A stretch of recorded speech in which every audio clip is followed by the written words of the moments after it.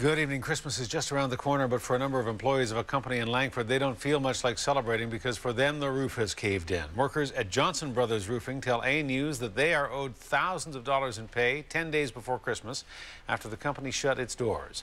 Now, the employees tell us that they knew there were problems at the company. They didn't know how bad things were until we began to investigate. We have found out that one of the company's executives is scheduled to be in court later this week, facing 8 counts of fraud. Chris Robertson is trying to find the joy of the holiday, but this year it's difficult. He was changing all the locks on the doors, and then that's when I basically knew something was up. Chris and about 50 other workers at Johnson Brothers Roofing in Langford are struggling to find work or make ends meet 10 days before Christmas. The workers say they arrived at Johnson Brothers on Monday to find they'd been locked out. Robertson says the company owes him $3,000. When I went to the shop, there was no trucks in the yard. They were all gone. So that was when I knew something was really up. No one's answering the phone at Johnson Brothers today, and as you can see, their yard is completely locked up.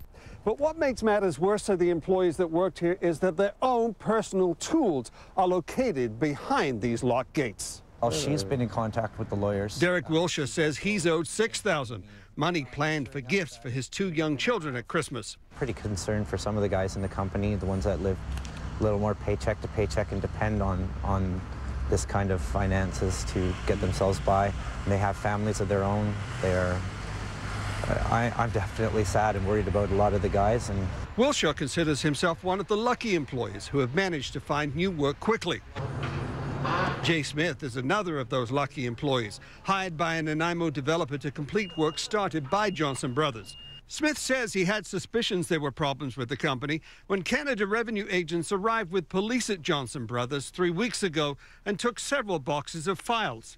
When I talked to the owner firsthand, he assured me straight up that they're all false and we'd be taken care of as early as Thursday. With that reassurance, Smith and the rest of the Johnson Brothers employees continued to work. The following day, he says the company invited them to their Christmas party. But then Johnson Brothers locked them out, canceled their cell phones, and took back their trucks. Court documents show the company is owned by Bianca Diaboldo. But employees say the company was actually run by Gary and Connie Johnson. A News has learned Connie Johnson is facing 8 counts of fraud from a year-long Saanich police investigation. These were unsupported mortgages, but they received them due to fabrication of documents, income, and real estate documents. Connie Johnson is scheduled to appear in court on Thursday to face those charges. Meantime, as employees struggle to find work, they have a message for the Johnsons. I can't believe you could do something like this to all of us with families. You've really made a mess of our future. Stephen Andrew joins us now with more. Stephen, the employees were given a letter when they were let go on Monday. What did that letter say? Hudson, the letter said that Gary and Connie Johnson didn't know how long the company was going to be closed and told the employees that if they could find another job to exactly do that, to take it. They say they weren't given a record of employment, though, and that's posing some problems for them to file for unemployment.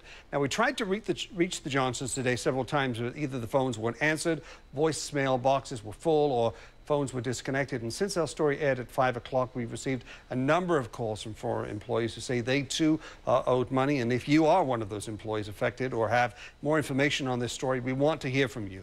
Email us at islandnews@atv.ca or call us at 250-414-6510.